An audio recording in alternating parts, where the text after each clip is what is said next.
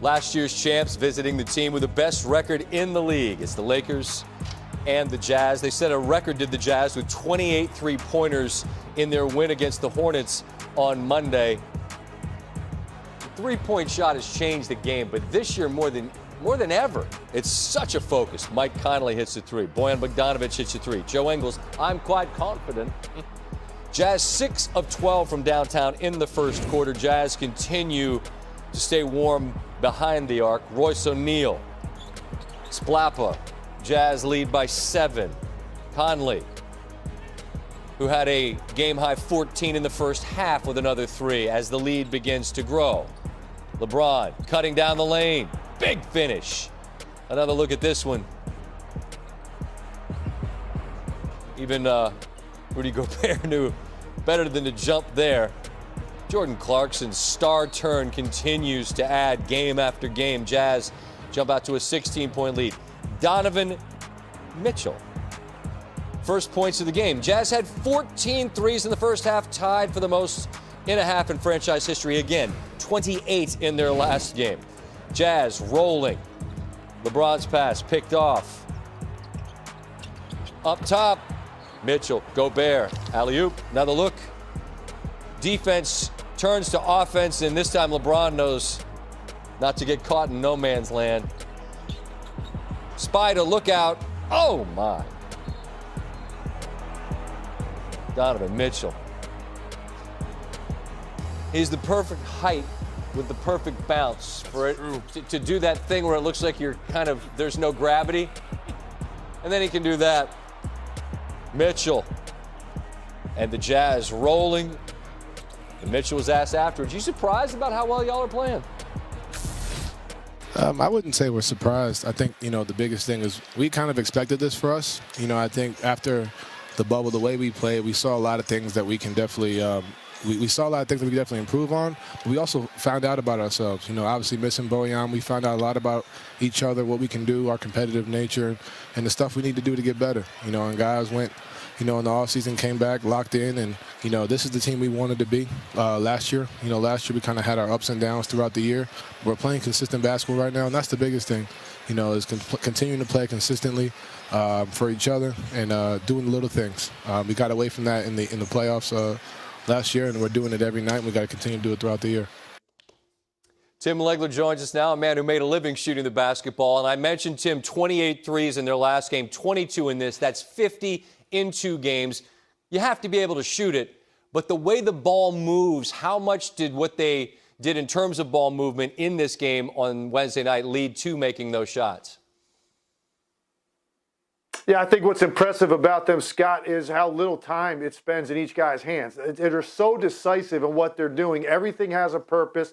And they've got multiple guys, probably 4 guys, that when they penetrate, they start thinking like a point guard. Most teams have 1 or 2. They've got 4. These are a couple possessions, Scott, that for any team in the league, you would look at one of these and say, hey, that might be the best possession they had the entire night. The irony is with the Jazz, this is pretty much what it looks like all the time. It's all based on high pick and roll penetration, and then they get that thing moving. I love the second one because you take a look at Conley getting downhill and the way Gobert dives. You engage that big guy, Montrezl Harrell, and when Gobert dives, you force that corner defender, in this case LeBron, to pinch off the corner. He's got to pick up the roll guy. And now you got 2 guys on the weak side, 1 defender. Poor Wes Matthews has to make a decision, and they still make an extra pass because Royce O'Neal easily could have pulled that, but he makes one more pass to Jordan Clarkson. And I feel like when I watch them and I'm taking notes, how many times I will write down extra pass, great look. I'll put an asterisk next to it so I can go back and find that play. But I do it more with them than any team in the league by far. And actually their ball movement does remind me of Golden State, I think, at their peak, the way they move it. That's how Utah is moving the basketball. And it's a beautiful thing to watch because there is no wasted dribble with this team.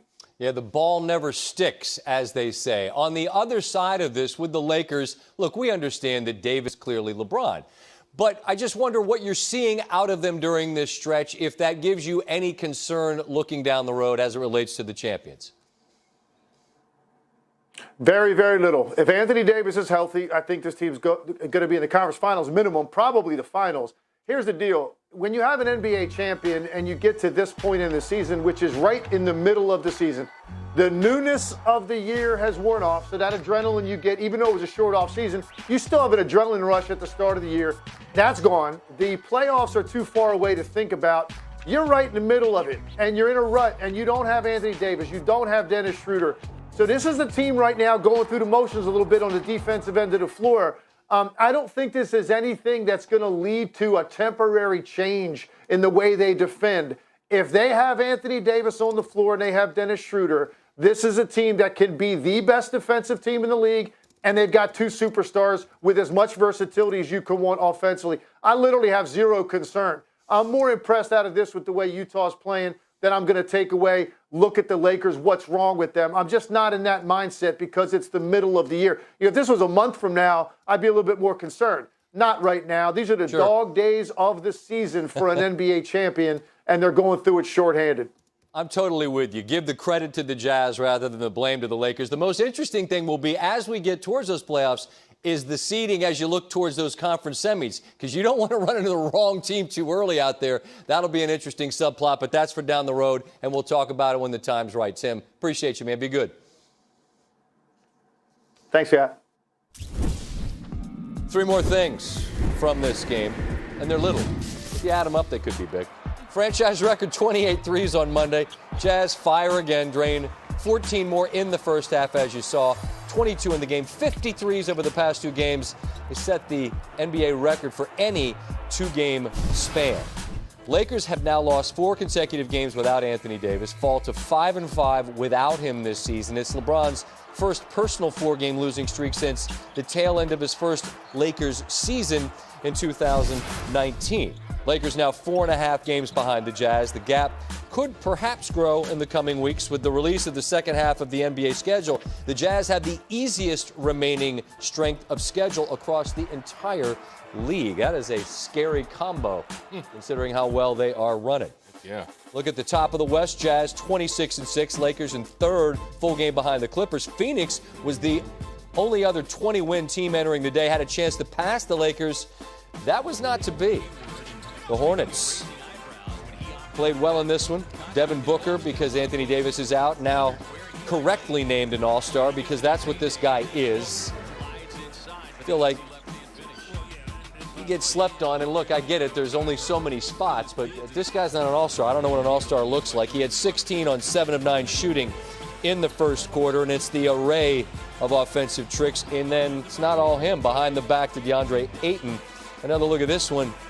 All those Hornets concerned about Booker, and Ayton with the bucket. Suns lead by 1. One number 1 pick. Here's another, LaMelo Ball. Ensuing possession for the Suns. Ball with the steal, and then look out. Anything could happen. Pass? No, he's a brilliant passer. Pulls from 3. Back-to-back threes, and the Hornets starting to inch out in front in this one. Fourth quarter, Suns down 2. This time the Suns. Defense turns to offense. Woo, woo, woo! Let's run. Booker. Great catch. It was that, because the pass wasn't quite on the money, but it works out. But back the other way after the scoring run. Speaking of brilliant passers, right? There's Ball. Miles Bridges. Then it's Ball.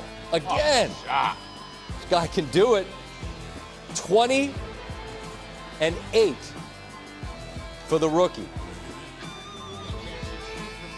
Ball. And Booker. And Booker got fouled. Right? Did Hayward hit him? I mean, like it to me. Some contact.